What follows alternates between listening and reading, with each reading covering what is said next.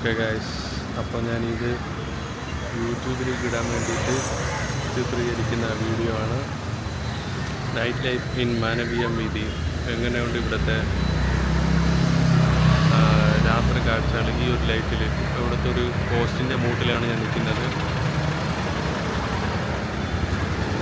ഈ ഒരു പോസ്റ്റിൻ്റെ മൂട്ടിൽ എനിവേ നമുക്ക് ഇത് തുടങ്ങിയിട്ടില്ല കേട്ടോ. മാനവീയം വീതി തുടങ്ങുന്നതേ ഉള്ളൂ. അവിടുന്ന് മാനവീയം വീതി സ്റ്റാർട്ട് ചെയ്യാണ്. സ്റ്റാർട്ട് ചെയ്ത് ഇങ്ങനെ അങ്ങറ്റം വരെ തുടങ്ങാം. മാനവീയം വീതിയുടെ പല പല വീഡിയോസ് നമ്മൾ ഷൂട്ട് ചെയ്തിട്ടുണ്ടായിരിക്കും. എന്നാലും ഇതുപോലൊരു വീഡിയോ ആദ്യമായിട്ടാണ് ഷൂട്ട് ചെയ്യുന്നത്. ഇതെല്ലാം ആൾക്കാർ വരച്ച പല പല വീഡിയോസാണ്. പല പല ചുമർചിത്രങ്ങളാണ്.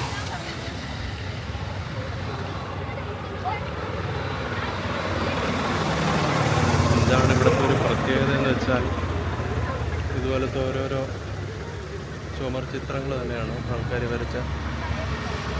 ആൾക്കാരെന്ന് പറയുമ്പോൾ കലാകാരന്മാർ വരച്ച പല പല സൈസ് ചിത്രങ്ങളും പെയിൻറ്റിങ്സുമാണ് ഇവിടെ ഉള്ളത്.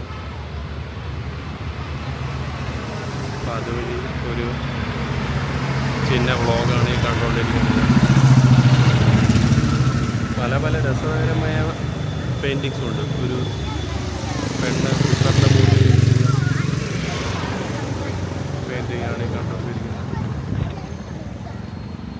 ഇപ്പോൾ നമ്മൾ ഈ മാനവീയം വീതിയുടെ ഏതാണ്ട് പകുതി നടന്നു കഴിഞ്ഞിട്ടുണ്ട്. നല്ല രസമാണ് ഇവിടെ നടക്കാനായിട്ട്. ഇനി കുറച്ചും കൂടെ മുമ്പോട്ട് നമുക്ക് നടന്നു നോക്കാം എന്തൊക്കെയാണ് ഇവിടെ ഉള്ളതെന്ന് അറിയാനായിട്ട്.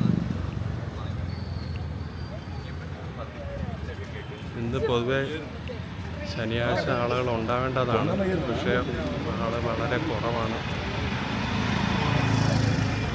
പൊതുവെ ശനി ഞായർ ദിവസങ്ങളിൽ ആൾക്കാർ ഒരുപാട് വരേണ്ടതുണ്ട്.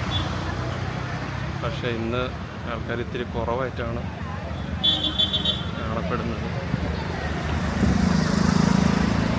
എന്തായാലും വളരെ ലൈറ്റ് കൂടിയൊരു സ്ഥലമാണ് നമ്മുടെ മാനവീയം വീതി. മൊത്തം പെയിൻറ്റിങ്ങുകളാണ്.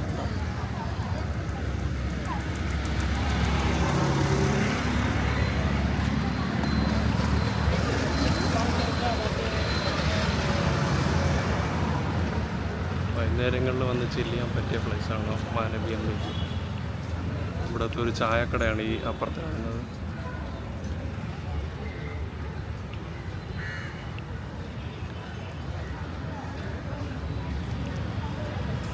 നമ്മൾ നടന്ന് ഏതാണ്ട് മാനവീയം വീതിയുടെ അവസാന പ്ലേസുകളിൽ എത്താറായി.